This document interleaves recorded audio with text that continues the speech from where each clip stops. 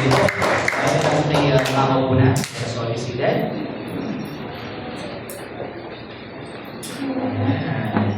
Grabe, no? Ang liwanag po ng ano natin ngayon. Spotlight. Sabihin mo naman sa katabi mo. Ang liwanag. Ayan. Ayan po. Kumusta pong bawat isa? Dahil kung maliwanag yung ating stoplight. Spotlight. No, alam po po na kita-kita na naman yung kapugian ni Lord sa buhay ko. Amen? Ayan. Siyempre kapag na kay Lord ka, talagang ilalagay ka na sa spotlight. Amen? Para makita yung liwanag sa buhay mo. Sabihin mo sa tabi mo, liwanag. Yeah, kasi pag wala sa church yan, puro kadiliman. Amen. Ibig ko sabihin na kapag wala sa church, puro negative yung nasa isip niya. No? Pero pag nakakarinig ng salita ni Lord, no, nagiging positive. Amen? Nagkakaroon ng pag-asa. Amen po ba? So, natatanda po ba natin ang ating tema ngayong month na ito, yung tinalakay ni Pastor Atty. Ismael. Ano po yung tema muna natin? The kingdom waiting. The kingdom waiting. The kingdom or kingdom waiting. Yun po yung tema. Pero ano po yung title nung nakarang Sunday? Having seen eyes. Ano, Jay? Having seen eyes. Having seen eyes. O sa Tagalog po is mga matang nakakakita. Sino po dito yung mga nakakakita yung mga mata? Yan. Sabi mo sa katabi mo, mapalad ka. Kasi alam niyo po ba, may mga physically na ipinanganak no, na bulag po talaga. Or mayroong mga na-disgrasya na bulag. No, kaya ikaw, kahit ganyan yung medyo matatayuan mo ngayon or hindi ka man, wala ka man sa maayos na sitwasyon, papalad ka pa rin kasi nakikita mo yung ganda ng mundo. Amen? Yung ganda ng creation ni Lord. Amen po ba? Kasi alam nyo, napakahirap po pagkuha na bulag ka or pinangarap ka na bulag kasi hindi mo nakikita talaga. Pwede bang i-try natin ang pumikit muna? Kahit mga 3 seconds lang. Okay, 1, 2, 3. Ano pong feeling? Sige po, ulit nyo na. Madilim. Tingnan mo talaga kung madilim yung kulay niya. Hindi naman. Ganun po kahirap. Paano pa kaya sila na mula ipinanganak or bigla na disgrasya na bulag? So, ibig sabihin parang lifetime na po nila yun na babaunin or mararanasan. Amen? Pero madalang lang po yung mga makakakita pa, yung mga uoperahan o yung mga gagawa ng milagro ng Panginoon, yung mga pagagalingin po talaga niya. Wala po yung posible kay Lord. Amen? Ang unang panahon, ang dami po ng mga pinagaling ni Lord. No, nakalakad po yung bulag. Nagets po ba? Tapos po, nakakita po yung pilay. Hindi po ba baligtad? Nagets niyo po ba? Ibig ko sabihin, nakakita po yung bulag. At nakalakad yung mga pilay. At yung may mga ketong, no, pinagaling. Kaya po, tayo, hindi man tayo bulag physically, pero kagaya po nung topic last Sunday ni Pastor Ismael, hindi natin alam, spiritually, we are blind. Amen? Kasi para po may mga plano si Lord na sabi niya, wala kang mga matang nakakakita, wala kang mga tema nakakarinig, no? Kung anong mga inihanda po niya para sa atin. Pero last Sunday, pinaliwanag po sa atin, no, ng ating lingkod na si Ron Ismael, no, sa pamamagitan po ng pangyarihan ni Lord at ng Holy Spirit is napakaganda po ng mga naghihintay po sa atin sa langit. Amen. Kasi sa langit po sa atin, di ba? Puno ng mga brilyante, ng mga diamante. Pero hindi po ang wado sa yung pantadya kasi ano lang po yun. Diba? Pero mas maganda pa po doon. At doon nga po is wala na po na tayo na mararanasan pa ng mga kasagitan dahil po no, makakasama po natin ang ating Panginoon. Amen? So having seeing eyes. So praying and hoping po na sa itong mga nakaraang araw o sa buong linggo is unti-unti may nabuksan po ng mga spiritualize ang ating Panginoon. Amen? So next, ngayon, yung pa rin yung ating tema this month, no, is kingdom waiting. Explain lang po natin ng mabilis. No? Bago yan po yung topic natin yun, yan po yung title, A Perfect Body. No? Pero yung pong tema natin na kingdom waiting, no? Meron pong kakarihan na naghihintay sa atin. Naniniwala po kayo? Kung hindi lang hindi po sumapunta doon. Naniniwala po ba kayo na may magandang kakarihan ng langit na naghihintay po sa atin? Amen. Doon, hindi mo na kailangan mag-call center.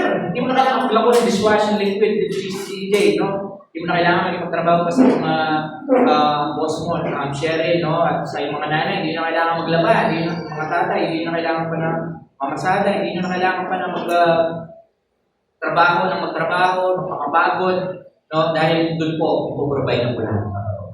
Amen? Siya na po ang bahala. Kaya, kung gusto natin na maraming po yun, no? Dito pa lang po, sa katawang lupa natin, no, is dapat matuto po tayo na mamuhay ng meron pong kabanalan at meron pong takot po sa ating Panginoon. Amen? Amen. Ang dalawa lang talaga. Okay. So, kingdom waiting. Bukod sa kingdom waiting, tinignan ko po yung kabilang side ng naghihintay sa atin. Meron din po kaharian. Isang kaharian na naghihintay. Para naman ito sa mga pasaway. Sa mga hindi tumanggap kay Jesus as their Lord and Savior. Ito po yung kaharian ng kadiliman. Naniniwala po ba kayo na mayroong kaharian ng kadiliman? Mga bata, naniniwala po ba kayo na mayroong impyerno? Akala nyo, puro light lang yung kingdom, meron yung darkness dyan. Kaya lang, ang problema po, kapag yung kingdom na yun, yung naghihintay pala sa'yo, sobrang pasakit po yung mararanasan mo doon. Walang hanggan. Kahit gusto mo muna na magpahinga, no? Gusto mo muna na umabot sa naglalagablab na asupre, gusto mo munang magpahinga sa panonood ng mga demonyo sa'yo dahil sa mga kasalanan ginawa mo na hindi mo pinagsisihan, no? Wala pong time first doon, sabi nga. Amen? Sandali lang, Satan. Hirap na ako, pwede mo. Mamaya na lang yan. Wala akong ganun doon. Naniniwala po ba kayo doon? Na pagdating sa impyerno, kahit po anong gawin mo, habang buhay ka rin magdadanasin mo. Naniniwala po ba sa impyerno? Sino po dito gusto mapunta doon? Madali. Sige nga po, malakpak natin mga inahan to. Huli. Sabi ko kung malakpak ang mga inahan to. Joke lang po. Sige po. So, kingdom waiting. Make sure po na yung kingdom na nag-wait sa'yo o yung naghihintay sa'yo is yung kingdom ni Lord, which is yung heaven. Yung pong paraiso na sinabi nung isa sa mga nakapako sa krus, yung katabi niya na dalawa, no? Na pwede ba pag nandun ka na sa paraiso, isama mo ako. Make sure po na yun yung kingdom na pupuntahan natin. Yan po yung tatalakayan natin ngayon. Amen? Kasi po, revelation ng the Lord, may isang kingdom na naghihintay, which is yung heaven. Pero meron din po kingdom, which is yung hell, na naghihintay sa mga tao na sobra, labis na yung pasamaan, na hindi man lamang nagsisi. Amen? So next, ito po yung ating po title ngayong umaga na ito, may araw na ito. Pero po siyang title na pinamagalang. Pwede po natin basahin. Sabay-sabay. 1, 2, 3, go! Ayan po. A perfect body. Pag po sinabing perfect body, lagi natin iisip dito yung mga bench body. Pero hindi po yun, medyo mga bench body, no? Yung mga sumasali sa mga pageant. Amen? Tapos, yung talagang perfect po siya. Kumbaga po sa babae, ito po yung parang Coca-Cola body. No? Tapos sa mga lalaki, ito po yung bench body, may mga abs. Yun po yung unang pumapasok sa atin. Pero alam niyo po ba, na meron po talaga tayong perfectong katawan na nilikha ng Panginoon. Naniniwala ka ba doon si Jay? Wala po sa hulman, katawan niya. Wala po sa kulay. No? Pero, nung una pa man po, po is meron na pong nilikha ang Panginoon na design ng tao na perfecto. Ang problema nga lang po, yung perfect body na yon o yung perfectong katawan na ibinigay sa atin ng Panginoon, may ginawa po ang tao kung bakit naging imperfect na po siya. Di po ba kayo nagtataka yung buhay ng tao yan, sabi nga niya, or yung nakaraan, hanggang 70 na lang ganyan, or 80 or hanggang 100 kung lalapas ka ng konti. Good. Pero nung unang panahon po, yung mga tao is nabubuhay hanggang 700, 800 at 900 years old. Naniniwala po ba kayo doon? Kaya lang, talagang matigas sa ulo po ng tao, bilang matigas sa ulo yan. Yan. Yung ano pa lang siya, no? 30 pero parang 50. Well, 20 pa lang, parang 30. Dahil nga po may ginawa ang tao sa biyaya ng Diyos na perfectong katawan, no? Na ibinigay po niya sa atin. Pero yung atin pong sa objectives ngayong umaga na ito is, first is upang maunawaan, no, na noong pasimula pa lamang ay nilikha na ng Diyos ang perfectong katawan ng tao na mabubuhay dapat magpakailanman. Ayan po siya. Yung unang objectives po natin, bakit po natin pinag-uusapan yung perfect body na binigay ni Lord noong unang panahon paman, no, sa atin. So, upang maunawaan po natin na noon pa man talaga, no, is may nilikha na po si Lord ng perfectong katawan na posible na mabuhay magpakailanman. Sabi po ng salita ni Lord, no, tayo po yung mga dayuhan lamang sa daigdig na ito. Naniwala po ba kayo doon? Dayuhan lang, mamamatay lahat. No? Tayo mga, ano yung term na ginamit ni Atty. Jorner, tama ba? Parang, ano lang talaga tayo, parang mga dayuhan lang talaga dito sa mundo. Pero, after mamatay po ng physical na katawan na ito, saan pupunta? Saan papunta?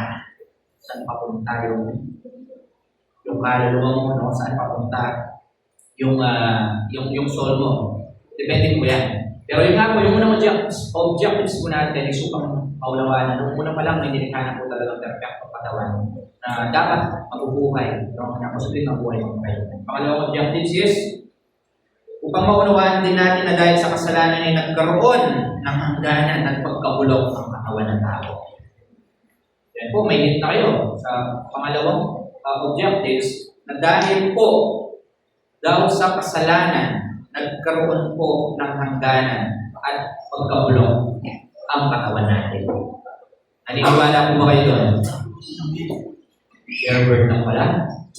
Dahil po sa kasalanan ng tao, yan, pagkasalanan ayaw umamin. Yan po yung nakita na dahilan ng Panginoon upang yung perfect body, yung original na design mo, magkaroon ng hangganan at posibleng mabulok. Tignan pa yung sabi mo kung nabubulok yan, hindi naman. Joke lang po. Next po, pangatlong objectives, no? Galing po kay Bishop itong message na ito at ibinaba ko sa kanya ni Lord. Pangatlo is, upang maunawaan din naman natin kung paano mabubuha at maibabalik. Yan, kanina, nawala na, di ba? Dahil sa kasalanan. Pero upang maunawaan po natin kung paano maibabalik ng Diyos ang original design o ang perfectong katawan ng tao at ang tunay na gagawin natin sa buhay. Gusto niyo po ba maibalik yung perfect body natin na mula kay Lord? Gusto niyo po ba makakuha yun someday? Kapag mayapa na tayo. Gusto niyo po ba makakuha yan? Meron po. Kung kung sasabihin na namatay ka na tumanda ka na malubos yung balat mo, o tumanda ka na naputol yung kamay mo, no, tumanda ka na malaginsan mo, tumanda ka na kalagas na yung ngipin mo, tumanda ka na marami pa kong iba, no, na in short, parang pumanit na yung physical na katawan mo.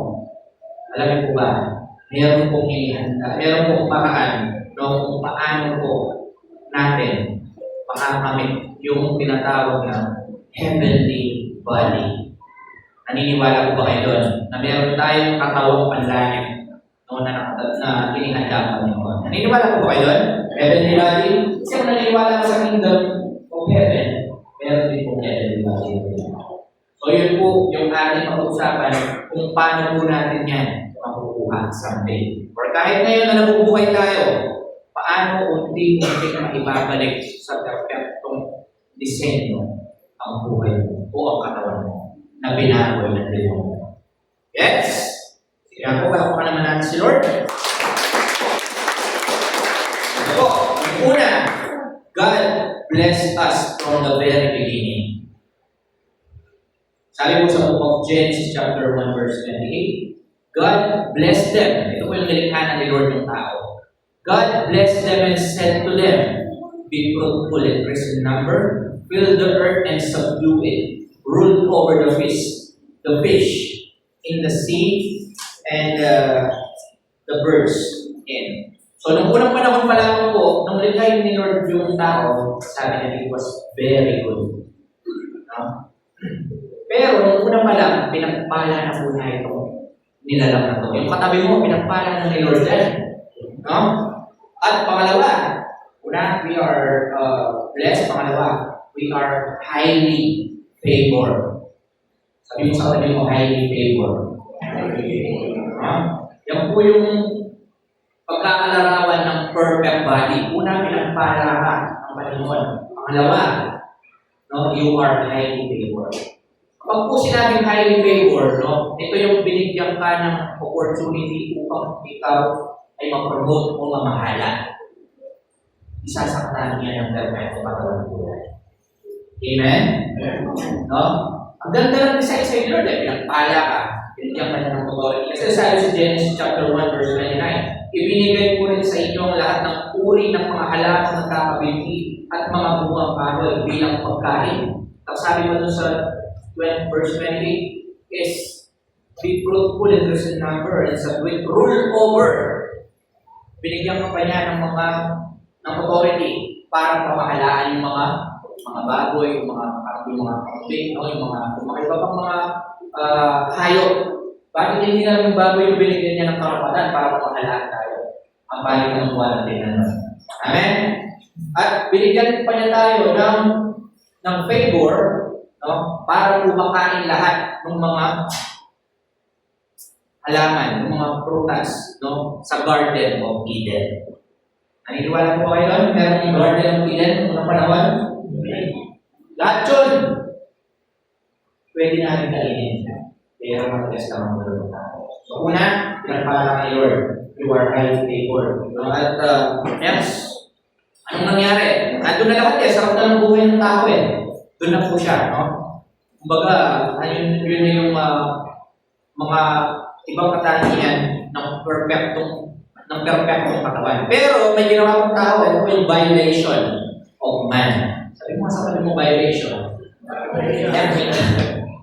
Ayan.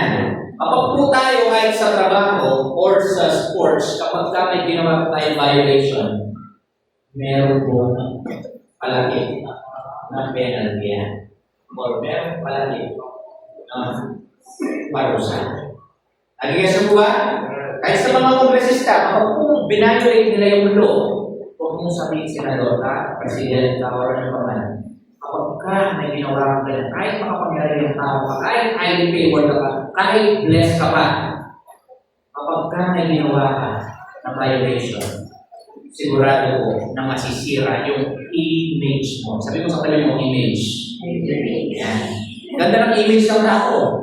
Blessed, highly favored, dahil sa isang violation, nasira yung perfectong katawan o imahe natin. Ano po ba yung violation na ginawa? Sabi sa Genesis chapter 3 verse 6. No? Sabi rito po, ang lahat ng punong kahoy na napakaganda sa paningin ay napakaganda. No? Pwede kainin lahat sa Garden of Eden. Kaya lang, sabi ng babae, no, sa paningin ng babae, at nakita po niya yung tree of the knowledge of good and evil, yung ipinagbabawal na bunga sa gitna. No, ito po yung tawag doon, tree of the knowledge of good and evil. So yung kung, ano na yan, yung uno na yan, yung mga bunga, yan po yung pinatawag na tree of knowledge. So, pag pinahin mo yan, posible mong malaman, no? Pagkaroon pa ng mga mahusayan, no? At nang malaman mo yung mabuti sa masama. So si Eva, yan, sana sa mga babae ko, kasi sinabi, no? Hindi lagi tama yung babae. Yes. Unang nagkasala, unang panahon, sabi rito, ang punong kahoy ay napakaganda sa paningin ng babae. At hindi ko po isisisi mga babae, ha? Inilalarawan ko lang po kung sino yung unang nag-commit ng violation. Unang nagkamali. At sa kalagay ay masarap ang bunga ng kayong knowledge. Ayan ang evil. At naisip din niyang kahanga-hanga ang maging marunong. Kaya umitas siya at kumain nito. Sino daw ko nagkasala? Bali, yung babae ang pangalan ng Eva agad. Si Eva. Amen? So ngayon, mga boys, nanalo tayo sa oras. Amen? No? Pero nung pinitas na yun, violation na agad po yun. Pero di pa siya nakontento. Sabi na, Joe, my loves, honey, tikman mo. Sarap. Sabi rito, binigyan niya ng asawa. At kumain din naman ang lalaki. Pero what I'm trying to say here, sino po yung unang lalaki? At kung ano po yung ginawang kasalanan, no, ng tao kung bakit nasira yung image o yung perfect body. Dahil lamang sa simpleng utos ni Lord, simple lang yun. Pero dahil hindi mapigil ng babae, napakaganda sa palagay ng masarap, sumabay pa yung isang ahas. Minsan po kaya nakakasala ang mga tao dahil dun sa mga sumusulsol sa'yo, sa mga nagmamarisol sa'yo. Haligas po yan, sabi ng ahas, hindi naman kayo makamatay, tikman nyo. Sabi lang ng Diyos yan, pero hindi, pag kumain kayo yan, magiging katulad kayo ng Diyos, kaya tikman na. Ginawa ko ni Eva, Eva, mukhang kahangahangang maging Diyos. At dahil kay Satanas, isa yan sa mga reason kung bakit nasira yung perfect body. Reason why man loses the perfect body dahil kay Satanas. Sa panahon natin, si Satanas nagkakatawang barkada, nagkakatawang asawa, nagkakatawang katrabaho, nagkakatawang klase, nagkakatawang kamote rider sa daan. Sige, subukan mo ko, balik kita, paghalit ka. Ay, huwag mo nang balikan yan. Sige, bumalik na sa tayo ng buhay. Sadyang napakasarap ng generation na to. Dati o sila, may break niya. Bumalik ka na, dami ng bala na nakabukas ngayon. Ang ganda na ng image sa'yo eh. Ang ganda na ng perfect body. Pinalik ka na ulit sa original na disenyo. Nagsyaw pa ulit. Sorry for that word. Ang babae ka ulit. Or, ibig sabihin ko, masira ulit. At yung mga, sa panahon na yun, no? Sa panahon natin ngayon, yung mga ahas. Sorry for that word po, yung nabigilan. Pero, dahil sa violation ng tao, kaya po, nawala yung magandang tingin sa iyo ng mga tao. Amen. Nag-guess nyo na ba? Perfect body. Kingdom waiting. Papunta ka na dun eh. Qualified ka na. Bumalik ka pa dun. Ang pag-uso ka pa. Diba? Nandamay ka pa. Amen? Ikaw na yung nagkasali. Gusto mo pa pati yung asawa mo, pati yung lalaki. Huwag ka na mag-church dyan. Mas maganda pa dun. Ganda naman tayo. Kaya po ganyan ang nangyayari. Okay. Pero, una, dahil kay Satanas, pangalawa dahil sa temptation, sa tukso, no, at pangatlo, because of disobedience, sa pagsuway. Bis po na, when it goes to the left, sabi ni Lord, goes to the left, pumunta ka ng right. If it goes to the right, punta ka lang din. Ibig na sinabi ko, na patuloy tayo na sumunod kay Lord, paglingkod, no? Mag-attend sa Sunday. Pumunta ka sa bar, pumunta ka sa... Ibig na sinabi mo, pray, Facebook pa na lang, hindi ka na nag-pray. Mag-Roblox ka na lang, mag-ML ka na lang. Because of disobedience, posible po kasi yung perfect body natin. Yes?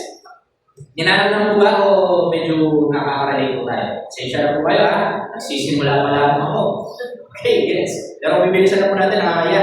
Ito po yung consequence sa Genesis chapter 3, verse 14 to 19. Ito naman po yung kabayaran ng ginawa niya na Eva niya. Unang tao, no? Dahil po doon. Siyempre, nakita ni Lord John. Sabi niya, hinahanap niya yung tao, nasa kayo. Nagtago sila. Tapos, nung makita sila ni Lord, ang Panginoon kayo po yung ubad. Bakit hindi mo alam na kayo po yung ubad? Kinain ba rin mo pinagbabawal na bunga? Yung tree of knowledge and evil? Sabi po kasi yung ahas, masarap yun, hindi naman po daw kami mamamatay. Ano pong naging kaparusahan? Sabi po sa Genesis chapter 3, verse 14 to 19. Nakisabi po ba siya? Ito kung hindi, Genesis 3, 14 to 19. Ito lang naman po yung naging kaparusahan. Sige na. Para malaman mo yung sagot kung bakit mo ginagawa mo yung mga bagay na yan. Bakit nandito tayo sa pangalawa ng Genesis 3:14. Okay. Ito po. At sinabi ng Panginoong Yahweh sa ahas. Una, yung pinarusahan niya, yung ahas. Sa panahon natin maraming ahas. Huwag kayong magalala. Hindi po natutulog ng Diyos. Yung mga umahas sa atin, yung mga nag-aahas sa atin, ito po yung kaparusahan ng mangyayari. Yung sabihin nung panahon na to, ito po yung nangyari sa ahas. Sabi rito, sabi nung may nangyari sa ahas, sa iyong ginawa, may parusang dapat ikaw lang sa lahat ng hayop ang magdadanas. Mula ngayon, ikaw ay gagapang at ang pagkain mo'y alikabok lamang. Sabi mo sa ahas. Yung ahas po, huwag na kayo magtaka kung wala siyang paa. At kung bakit umagapang lamang siya. At kinakain lamang niya, no? Minsan siguro alikabok pag wala siyang matyabuhan na mga daga o ng mga manok o ng mga kambing. No? Yun po yung kaparusahan sa kanya. Ang hirap po ng walang paa. Amen? Yung tipong nakakati ka pero wala kang kamay, parang pakatihin yun. Diba? At may gusto kong puntahan, kailangan kumakaw. Pero in short po, no, ito po yung nangyari kay Satanas. No? Yung talagang hirap po yung parusang tinanas po niya. Pangalawa, sa babae, sabi rito, kayo naman mga babae ay aking pag-aawayin. Bilhin mo't bilhin ay lagi kong paglalabanin. Ito po pala yung dahilan kung bakit yung mga babae lagi may issue sa isa't isa. Lagi pala silang paglalabanin. Yung tipo, matinda lang na masama, sinabagay, tapos kampihan na, pero siya na ba siya? Si Mars, ano siya siya? Ano ba? Ano sasama ka niya? Ano siya? Ito po sa buwan, bilhin mo at bilhin niya, ay aking paglalabanin. Alam niyo na. Alam mo na, hindi ko. Ibig sabihin, sa mga babae talaga, nasusulat. Kung bakit konting galaw lang issue na. Bakit kami mga lalaki, hindi naman. Hindi naman kami nang issue na. Diba? Hindi naman kami yung obvious. Ano may nakuha yun? Ganda-ganda siya. Pero kami, hindi. Proud kami po, saan mo nabili yan? Kaya hindi po kami nasali sa parusang ito. Pangalawa, sabi ko rito, ang binhi niya ang dudulog sa iyong ulo at sa sakong na ikaw ang tutulaw. Sa babae na may, ito rin ang sinabi, sa pagbubuntis mo'y hirap ang daranasin. So in short po, imbis na mangingitlog na lang sa akin babae siguro, no? Ang bubuntis ka pa ng 9 months. Dahil kinain mo lang ng tree of knowledge and evil. Huh? At kapag ka manganganak, bago ka manganak, katakot-takot na paglilinggo rin daranasin mo. At kapag manganganak ka na, sobrang sakit pa. Masalamat nga po yung mga babae ngayon na anesthesia, meron na rin po. Ang tawag po doon, yung i-inject na lang. Tapos, parang makakatulog pa. May tawag po doon eh. Tsaka may cesarean na, no? May mga maraan na rin mga hospital. Pero, nung unang panahon, no? Sa panahon ng mga kaninong natin, wala kang mga pagpapanhit, wala kang mga kumadrona lang. Kaya sobrang hirap po ng dinaranas ng mga babae. So alam niyo na po yung dahilan kung bakit kailangan magbuntis? Ito po pala yung reason, no? Dahil sa pagkain at sa pag-disobey kay Lord. Ang sabi dito, at ang sa panganak, sakit ang titisin ng asawa lagi yung nanasain. Pag pasasakop ka sa kanya, siya mong susundin. Ito na po, di ka rin po pala kinukayaw. Kayong mga babae, pasakop kayo sa inyong mga asawa na lagi. Nasusulat sa Genesis 12. Yes? Pagpapulumayo tayo. 17. Sabi po sa lalaki naman, dahil tinukso rin siya ng babae. Ang dami po mga babae sa Bible na tinukso yung mga man of God. Guess po yan? Yung mga ibang mga man of God na may mga babae na super life, masawa ng matipad. No? Tapos, si Bathsheba na rin kay David, si Samson kay Delilah. Ang dami po, no? Hanggang sa mga darating ng mga generation, ang dami po mga nalik, no, ng mga pinagaling ni Satan na uso para sa mga kalalakihan. Kaya mag-iingat po tayo. Sabi ko rito, sa lalaki naman sabi ng Diyos kay Adan, dahil sa nakinig ka sa iyong asawa, ng iyong kainin din ang pinagbabawal kong bunga, dahil dito'y isusumpa ko ang lupa sa hirap ng pagbulungkal, pagkain magmumula sa mga damo at tinik. Kaya pala may mga magsasaka, no? At ang aanihin ay halaman sa gubat na yung kakainin. No, mahirap kung ano, tanim mo hindi mo. Ano po, asano yung parang mga peste, patuloy pa. Sa pagod at pawis mo, yung manggagaling, maghihirap ka hanggang sa malibig. Dahil sa alabok, doon ka nanggaling. Sa lupang alabok, bagal ka rin. Ito po yung reason kung bakit yung lalaki yung dapat magtrabaho. Dahil din po doon sa ginawa ng kasalanan. Kumain siya ng patuloy mo siya. Nakikinig po siya, no, doon sa kanyang asawa. Kaya pumunta kayo kung bakit tayo yung mga breadwinner, kung bakit po tayo yung mga kailangan magtrabaho. Dahil po doon sa ginawang kasalanan ng unang panahon. Yes? Imbis sana hindi tayo magtrabaho, no? Sagana tayo sa mga pagkain sa Garden of Eden, pero dahil po doon sa ginawang yun. Yes, kaya po may mga nagbubuntis, kaya po may mga lalaki ang nagtatrabaho. Dahil po dyan sa kanya nasusulat. Amen? Pero paano mo si Lord? And remember, our body is the temple of the Holy Spirit. Perfect body. Templo para ng mga puto. Amen? Kaya huwag po natin nakahayaan na pag sinabing templo ng banal na Espiritu, isa po, holy. Yes? Dapat po, no, guys, malaman natin ito, sabi sa 1 Corinthians 6:19, you should know that your body is a temple of the Holy Spirit, that you receive from God. Your body is the temple of the Holy Spirit, and that lives in you. You don't own yourself. Itong buhay natin, itong pagbubuhan na ito, pagandahan na yan, mga magagandang mga damit, mga magagandang bahay, mga magagandang kotse na yan, hindi yung madadala yan. Pagdali mo. Focus ang mga multa. Yes? Kawasan lang masama po. Nandito pa lang. No? Is mag-annual tayo, siyempre, para sa mga may iwan natin, mga anak natin. Para naman po, no? Kampanya tayo ng mga kakay. Amen? Kasi alam mo, secure na. Marami na si Ace, may bayan. Si BJ, may kotse na. Tapos na. No? Mga ganun po.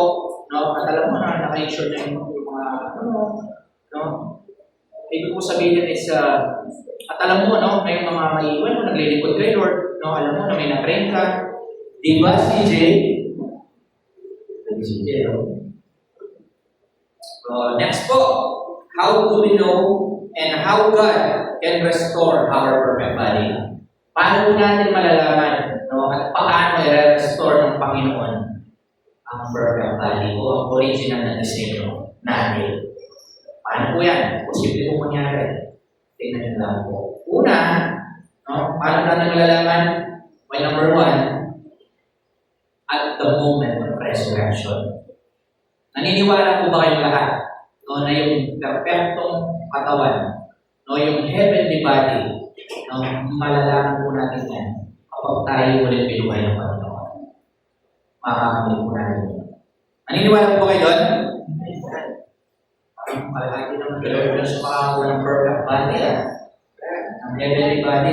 Kasi sabi po sa 1 Corinthians chapter 15, verse 52 to 53, sa isang sandali, sa isang bisang mata, kasabay ng huling pag-ihip ng trompeta, sapagkat sa pagtunog ng trompeta, ang mga patay ay muling bubuhayin at di na muling mamamatay. Babaguhin tayong lahat. Naniniwala po kayo doon? Rapture. Kung bigla, katabi mo, mawawala. Ito, naiwan, gamit na lang natin sa kanya. Naniniwala po kayo doon? Rapture. Pag rapture na, talagang na-preach niya yung gospel sa buong mundo. Sa lahat ng sulok, kasi sabi sa Bible, kapag na-preach na ang gospel sa buong mundo, yun na yung time na talagang mangyayari na yung mga bagay na to. Rapture. Pagkatapos ng rapture, yung mga maiiwan, meron tayo na tawag na tribulation. Alam niyo po yung tribulation? Hindi po yung damit na tribal, ha? Tribulation. Ito po yung alam mo na 7 years na pahihirapan o yung mga naiwan. No, ng mga balak, ng mga ibang mga pangkol ng pagdiliman, no, at sasabi nitang tatatakan ng 666 ng barcode para ibenta yung kanilang kaluluwa sa karas. Ano pagpalit ang kanilang pananampalataya? 7 years ang susubukan. That's what we call revelation after the rapture. Nakakagusto po ba?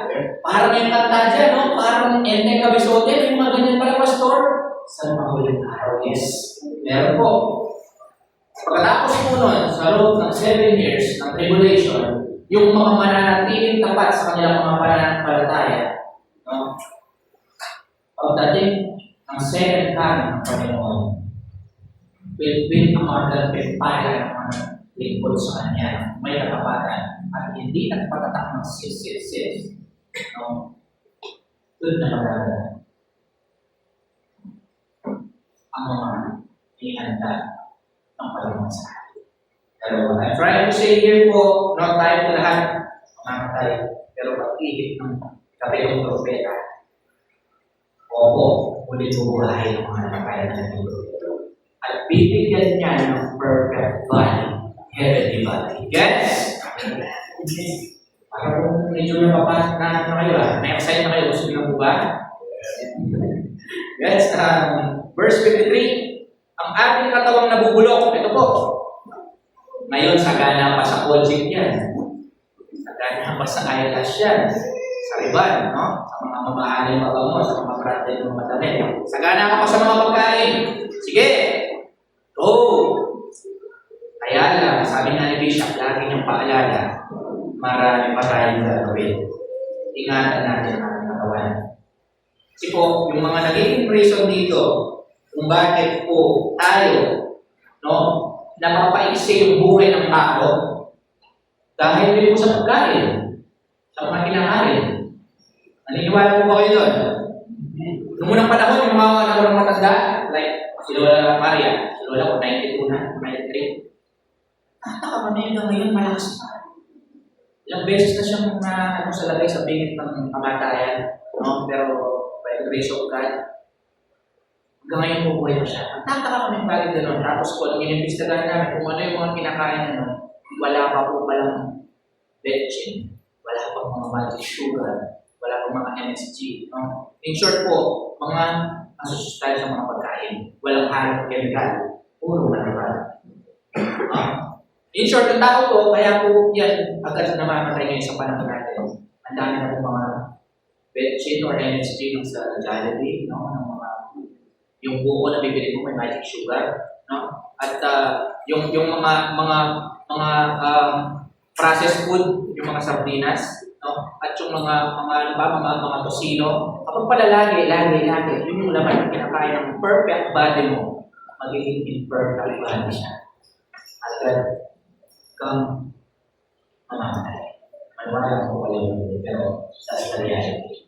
Yes, hindi lang po yun. Take note of this. Sa panahon natin, noong panahon wala kang mga issue.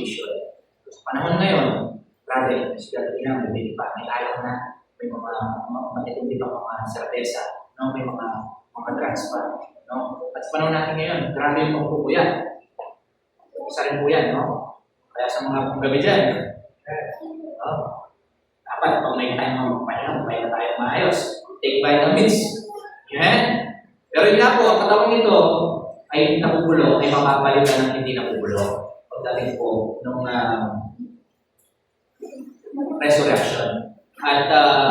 ang katawang namamatay, ay mapapalitan ng katawang hindi namamatay. Gets? Pansin niyo ba yung katawan ni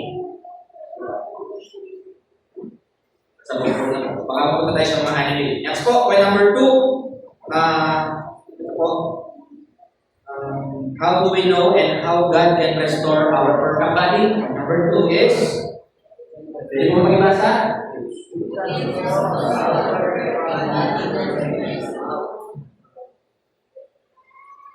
We can restore our perfect body naturally. Paano mo mangyayari yung pastor?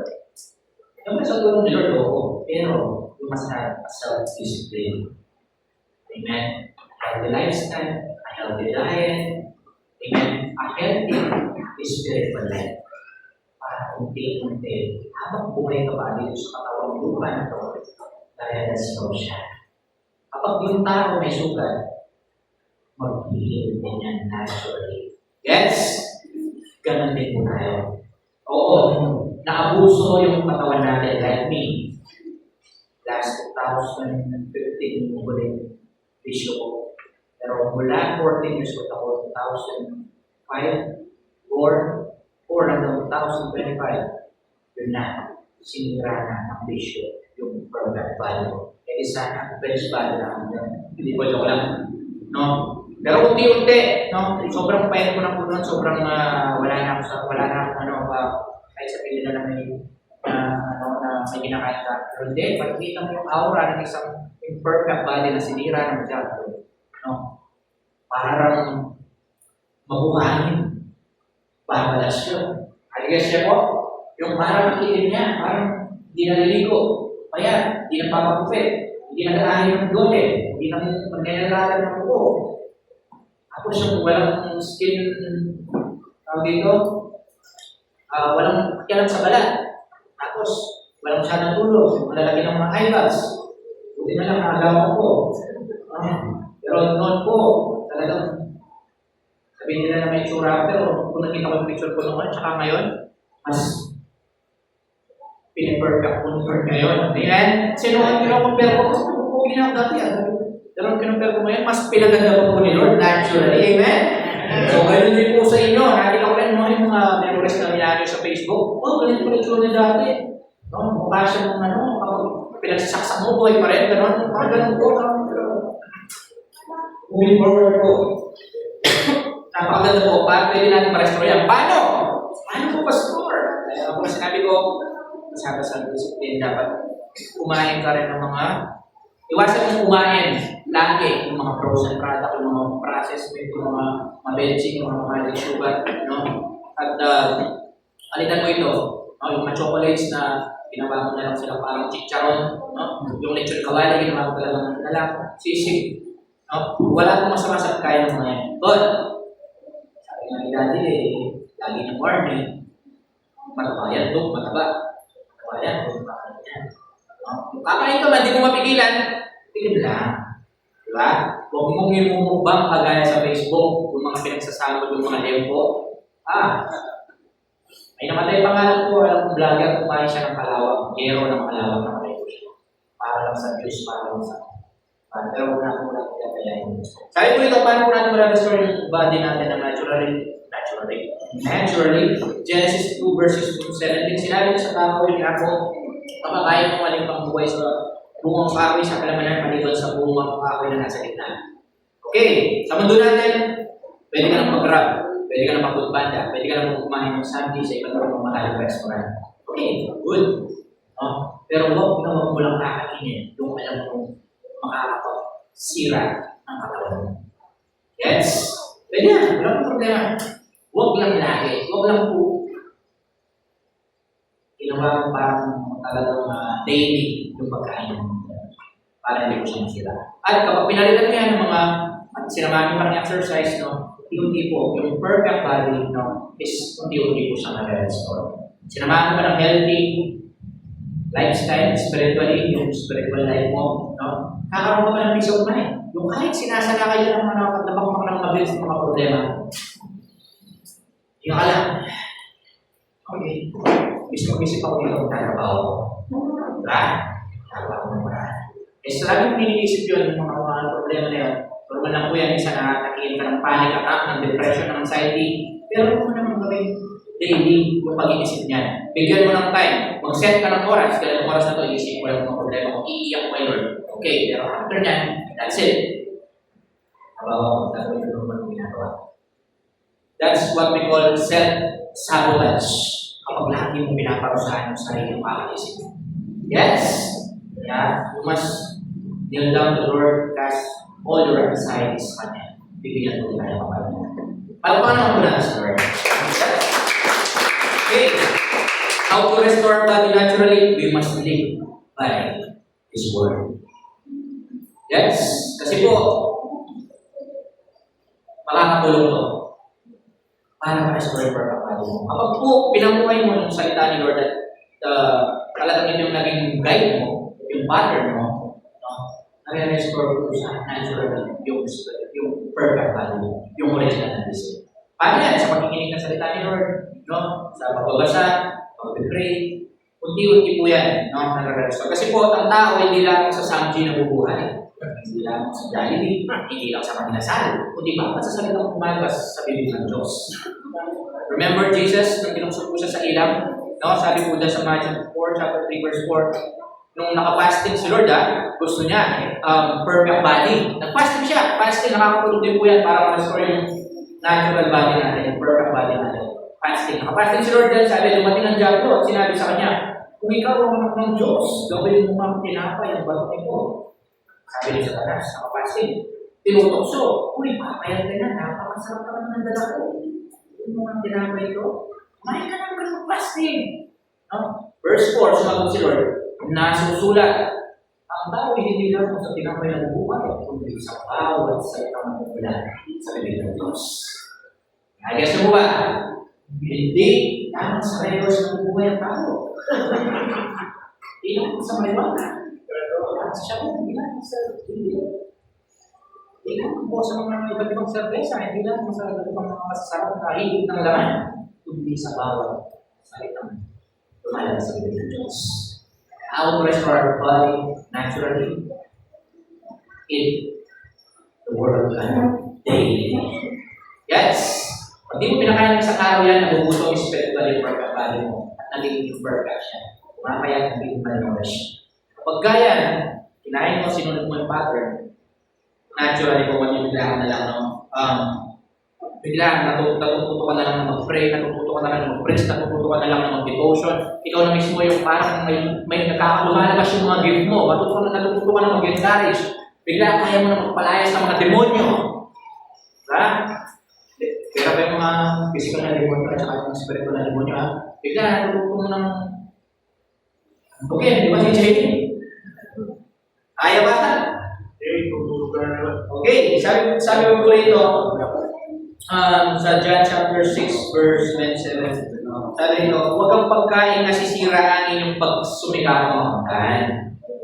Huwag yung mga pagkain nasisira, huwag yung mga salad, huwag yung mga agad nasisira, yung mga pagkain, yung may mga sibuyas, no? Kundi ang pagkain hindi nasisira at nagbibigay ng buhay na walang hanggan. Ano po ba yung pagkain hindi nasisira at nagbibigay ng buhay na walang hanggan? Ito po dapat yung dahilan yung kinakain. No? Ito po yung dahilan kung bakit natin kailangan in-encourage na mag-pray, magbasa ng Bible, kumuha ka ng notebook, ng mga coloring, kung nakita mo yung red word, no? Para po, magkaroon ka rin, no, ng buhay na walang hanggan. At yan ang ibibigay sa inyo ng anak ng tao sapagkat siya ang binigyan ng Diyos, Ama, ng ganito para. So, yung pagkain pala na ganito, naturally ma-restore yung perfect body mo. Kung nakasabi mo, perfect pa ba? Alam ko wala akong perfect, pero naturally, huwag mo nang nantayin muna yung resurrection. Yung moment of resurrection, baka lang doon pa lang gusto mong mapakita yung perfect body. Habang buhay ka pa, no, gusto mong papakita yung mga kapag sa tugod, by His Word, no? At sumunod tayo sa anong unang panahon. Amen? At next, Jesus is the bread of life. Naniniwala po kayo yan. Si Jesus ang tinapay na bibigay buhay. na. Bukod na siya ang fountain of life, siya rin po ang bread of life. Tinakaya ng Biblia po. Ano po magkakaroon natin, Pastor? Bakit yung ba natin yung revolto na Jesus? Hindi po. No? Sabi po rito sa John chapter 6 verse 35, then Jesus declared, I am the bread of life. Whoever comes to me will never go hungry. And whoever believes in me will never be thirsty. Ako ang pinapayaan ng Biblia. Kung sino man ang mga naniniwala sa akin ay hindi mabubuto. At sino man ang mga naniniwala sa akin ay hindi rin. O ang mga malapit na naniniwala sa akin ay hindi rin mabubuto. Ano po ba yung sabi ni Lord dyan? Kapag na kay Lord ka, nagsaserve ka po sa Kanya, palagi kang busog. Nagpo-provide ang Panginoon ng mga pangangailangan mo. Naniniwala po kayo doon? O konti lang? Nagpo-provide po siya. Ganun po kasi yan. Kapag kakonti lang yung parang nakukuha mo na provision o mga blessing, baka kailangan mo pang samahan ng konti pang discount. Ano ba? May order ngayon. No? Kaya kung din-discount lang mo yan, kapag ka medyo nakaipon ka, naglaan ka ng konting business, no? Kahit mga sabihin mo na i-post mo lang online, mga narienda lang or something na ganyan, or kaya magtatrabaho ka, may extra time ka, pwede kang mag-maxim. Rider. Like me, hindi nyo po natatanong, isa lang time na yun, maxim rider, hindi na kami Diyos pa. No? Para po may extra income.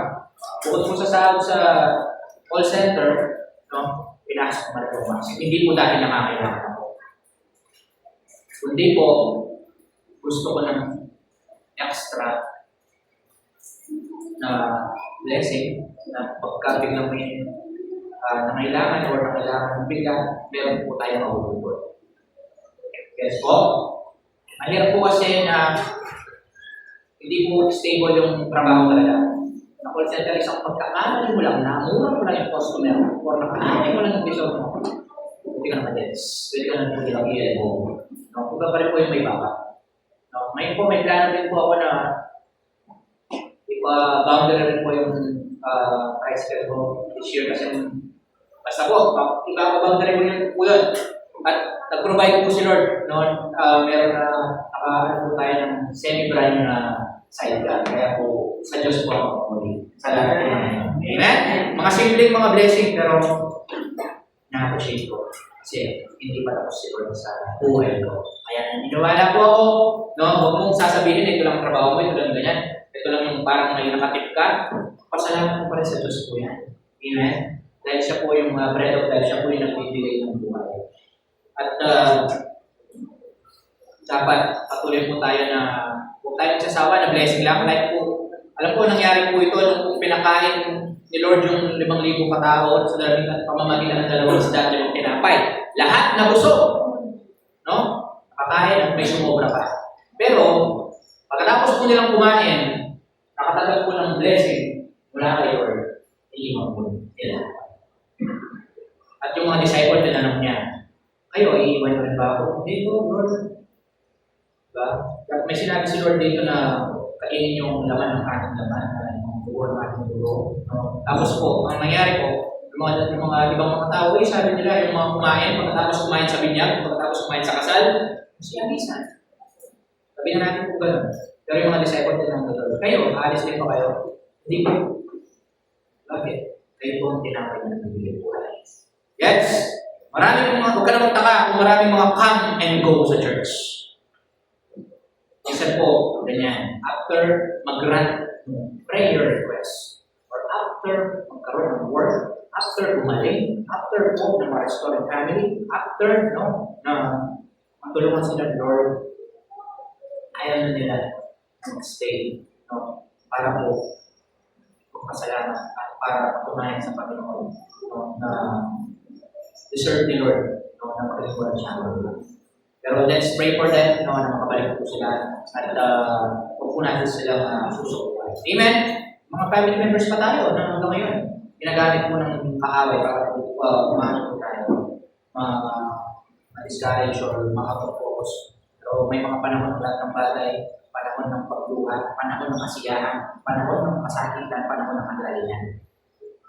Hindi na po panghahawakan natin. Hindi po habang panahon, ganyan na lang ang buhay. Ganyan na lang yung mararanasan mo. No? There's a time and a season for everything under heaven. Dahil po yung panahon na tatawa ng muli, magiging masaya ka ng muli, makakatagpuan ng muli, no? Ng mga tao o ng mga bagay, trabaho, no? Ng mga kapasesi. Alam mo lang, wala na chance. Yun yung sinisiksik sa utak mo ng demonyo. Diyan ka na lang. Pero hindi. God will make a way. Kahit dagat pa yan, kaya niyang buksan para makalaya ka sa ito, para makalaya ka sa kanyang sitwasyon. Amen? Walang imposible. Gagamit siya siyempre ng lingkod ni Lord, ng Moises. Kailangan mo ng pastor, kailangan mo si Lord, kailangan mo ng sumunod at pagpatulos. Dahil kapag lumayo ka, huli ka balbon. Baka mabalik ka sa dati. Mas worse pa yung nangyari sa'yo. Kaya ako minsan kahit hindi mo na naiintindihan, if it goes to the left, if it goes to the right, sunod pa rin. Wala namang mapapala, babalik pa ako sa dati ng buhay. Masisira pa yung perfect body na nag-restore ni Lord. Amen po ba? Yung image. Amen? Paano mo natin si Lord? Next. Bago na po natapos, 10:40 na. Ayan, book of Daniel chapter 1 verse 11 to 12. Point number 2 pa rin po ito yung kung we can restore our body naturally. Ito po sa book of Daniel chapter 1 verse 11 to 12. Bago po dumating dyan, nag-background po ako.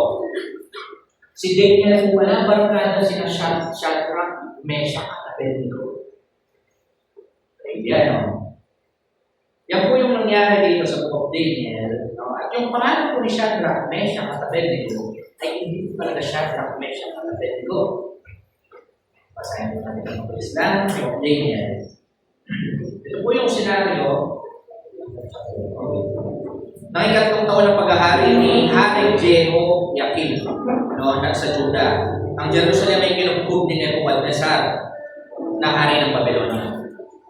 Pinahintulutan po ni Lord na matalo ang kaharian, no, ni Hari Jehoiakim. At ang nangyari po dito, no, is marami po silang mga nakamukam na mga ari-arian. No? At ang nangyari po, inutos ng hari kay Aspenas na hari po, isa sa mga pinakamataas na opisyal na palasyo, na pumili ng ilang Israelita para po i-train. Napili sina Daniel. No? Napili sina Daniel, sina Shadrach, Meshach at Abednego. Ang pangalan noon pala ay Ananias, si Misael at si Azarias. Pero pinalitan po ba ng mga pangalan ng Shadrach, Meshach at Abednego. Barkada po pala ni Daniel yung tatlong. Yung kung sinulog sa ubol na hindi sumamba sa hari kahit anong mangyari at iniligtas sila ng Diyos sa naglalagaw ng mga sina Shadrach, Meshach at Abednego. Sila po ang deliver. At alam niyo ba, bakit nila nakuha yung perfect body niya si Daniel? Hindi man lamang ginagalusan ng mga leon nung iniagis siya sa kulungan ng mga leon. Meron pong senaryo dito, no, na gusto nila na pakainin yung mga bihag kasama sina Daniel, sina Shadrach, Meshach at Abednego ng alak galing sa hari, ng pagkain galing sa hari. Pero si Daniel nakiusap. Sabi na dito, no, na sabi sa verse 11, dahil dito lumapit si Daniel sa bantay ng pinagkakawala ng Aspenas na mga laga sa kanya sa tatlo niyang kaibigan. Sabi rito, pakiusap, subukin ninyo kami. Sa loob ng 10 days, gulay at tubig lang ang ibigay ninyo sa akin. Imbis na alak, imbis na mga pulutan, imbis na matatabang mga pagkain, pinag-iusap ko ni Daniel. Next, verse 13, pagkatapos ihambing ninyo kami sa mga kasintidad namin na pinapakain ninyo ng pagkain bigay ng hari at gawin ninyo sa amin ang nararapat. Pagkatapos naman pakainin ng tubig at gulay lang, ihambing ninyo kami sa mga pinapakain ninyo ng alak ng mga pagkain galing sa hari. Kaya gulay at tubig lang ang binigay sa kanya. Pinitulutan din po. Ano kung nangyari? Dumating yung time na ipinumpara si na Daniel, Shadrach, Meshach at Abednego sa sa mga pinapakain ng hari, no, galing sa kanyang harian. Pero mas healthy yung katawan. At mas malakas yung katawan. Minatin niyo siya na mesyang katabetiko. Gulay at tubig. Naturally, no, is na-restore po or nagkaroon po sila ng healthy body. Naniniwala po ba kayo doon? Sometimes hindi po yung mga ibang mga pagkain yung makakatulong sa atin. Kundi yung mga gulay at tubig sa rin. Meron po kasi ano yan, tawag po dito, let your food be your medicine and your medicine be your food. Ang sabi ng dito. So, dapat yung ano yung kinakain mo, maging kalakasan mo, maging gamot mo. And let your medicine be your food. No, kung ano yung kinakain mo, make sure na nagiging healthy po yan sa katawan mo. Amen? Magiging parang gamot mo. Amen? Katulad ng palaya, maganda yan sa dugo. Malunggay. No? Yan po yung mga dapat ginagawa mo, gamot. Para po magkaroon tayo ng natural na katawan na health. Sabi po rito, meron po kasing tinatawag na yung food supplement, yung pong barley grass. Kung alam po yun. Ito po kasi merong chlorophyll na meron po siyang green na substance, no, na nagpo-produce po ng mga plants, ng mga dahon na nagiging na nakukuha sa sunlight and carbon dioxide. So yung barley grass o yung chlorophyll po, kapag po pala yan, natitig ng katawan natin, no, at yung mga halaman, yung mga gulay, bakit yan po yung gustong kainin natin, no, compatible po sila sa dugo natin sa pag-aaral. Amen? Compatible po yan, nilikhaan ng Lord ang mga halaman, mga bunga, mga prutas, dahil compatible po yan sa katawan po natin. Kaya po sila healthy. Nabigas nyo na po ba kung bakit natin kailangan kumain ng gulay, ng prutas? Healthy po kasi sila. At compatible po sila sa katawan po natin. Amen? Next, third point. Tatapos, we can restore our body supernaturally. Ano nung mangyayari yan? Yung kanina, naturally, pero ito supernaturally. No? Sabi po rito sa Awit chapter 107, verse 7 and 20, may nangagkasakit dahil sa kanilang likong pamumuhay, dahil sa pagsuway ang dinanas nila kahirapan.